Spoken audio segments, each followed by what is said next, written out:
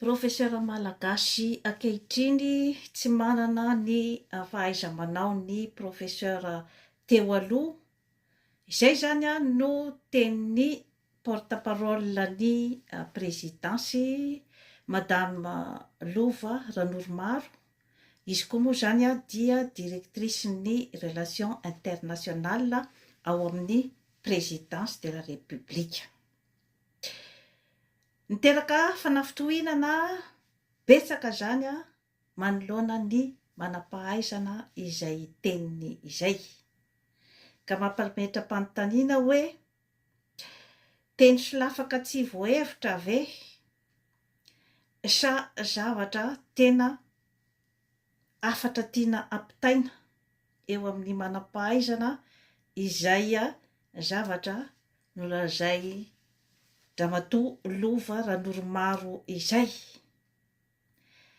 Ka hatezerana no navalin'ireo manam-pahaizana maro zany izay naneho ny tsy fahafaliany zany manoloana an'izay teny izay.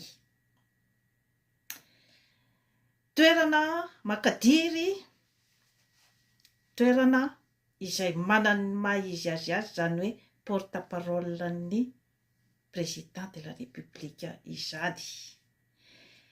Tokony olona zany manana ny maîtrise ny zavatra lazainy ary tokony olona mahay mandanjalanja ny zavatra izay lazainy satria ny background ny Ramatoa Lova Ranoromaro dia communication, nianatra momba ny communication izy, nefa mahagaga zany ny hoe anaovany karazana dérive verbale ohatran'izay zany amin'ny manam-pahaizana. Izay zany no ho fakafakaintsika androany izany, izay karazana fifandonana izay, inona no fonosin'izay ary inona no impactan'izay teny izay zany eo amin'ny tontolon'ny manam-pahaizana malagasy.